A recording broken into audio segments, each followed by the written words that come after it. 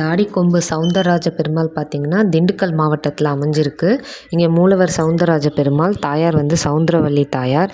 இது 16ஆம் நூற்றாண்டில் கட்டப்பட்ட கோயில். அச்சுத தேவராயர் அவரால் கட்டப்பட்ட கோயில். இது வந்து மதுரை கள்ளழகரோட பிரார்த்தனை ஸ்தலமாக இது விளங்குது. அங்கே என்ன வேண்டிக்கிறாங்களோ அந்த வேண்டுதல்களை வந்து இங்கேயும் நிறைவேற்றுறாங்க. மதுரை கள்ளழகருக்கு என்னென்ன உற்சவம் நடக்குதோ அது எல்லாமே இங்கேயும் நடக்கும்.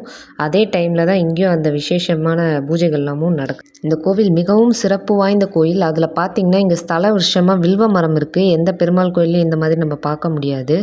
இங்கே பார்த்திங்கன்னா கல்வி தெய்வமாக அயக்ரீவர், சரஸ்வதி இவங்களை வந்து ஒன்றா காணலாம். அயக்ரீவருக்கு வந்து திருவோண நட்சத்திரம் அன்னைக்கு வந்து தேன் அபிஷேகமும், இதில் கல்வியில் கொஞ்சம் மந்தமாக இருக்க குழந்தைங்க, பேச்சு குறைபாடு இருக்கவங்க, ஞாபக மறதி இருக்கவங்களாம் புதன்கிழமையில் ஏலக்காய் மாலை சாற்றி இங்கே வந்து வழிபடுறாங்க. இங்கே தன்வந்திரிக்கு வந்து அமாவாசை தோறும் வந்து மூலிகை தைலாபிஷேகம் நடைபெறுது. அதில் மூலிகை லேகியமும் படைத்து வழிபடுறாங்க. இங்கே சக்கரத்தாழ்வார் சுற்றி வந்து காயத்ரி மந்திர தேவதைகளும், அதுக்கு பின்னாடி இருக்க நரசிம்மரை சுற்றி அஷ்டலக்ஷ்மி இருக்கிறது மிக சிறப்பு. இது ரொம்ப அபூர்வமும் கூட. இது இல்லாமல் இங்கே பார்த்திங்கன்னா ஸ்வர்ண ஆகாஷ்ண பைரவர், அவருக்கு ஒரு தனி சன்னதி இருக்குது. பொருளாதார கடன் பிரச்சனை எல்லாத்தையும் சரி செய்யறதுக்கும், பொருளாதாரத்தை கட்டி காக்கிறதுக்கும் இவரை வந்து வணங்குறாங்க.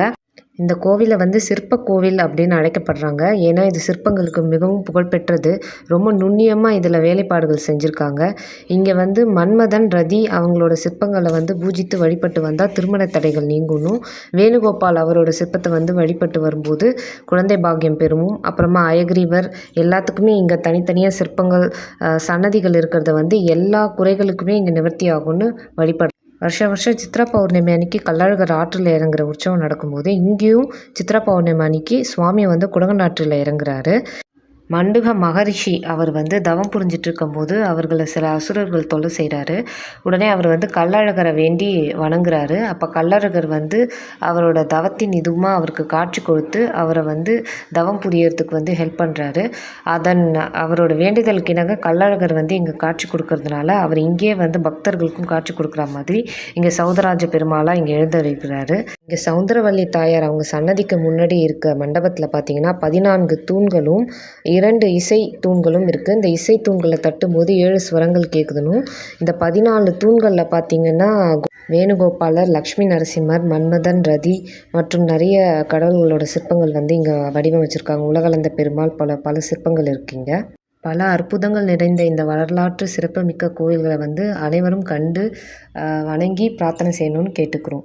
எல்லாருமே ஜூன் 14 and 15 சாட்டர்டே சண்டே தான் இந்த டூர் நம்ம ஆர்கனைஸ் பண்ணியிருக்கோம். முடிஞ்சவங்க கண்டிப்பாக வந்து இந்த டூரில் கலந்துக்கிட்டு தாடிக்கொம்பு சவுந்தரராஜ பெருமாளை வந்து தரிசனம் பண்ணணும்னு நாங்கள்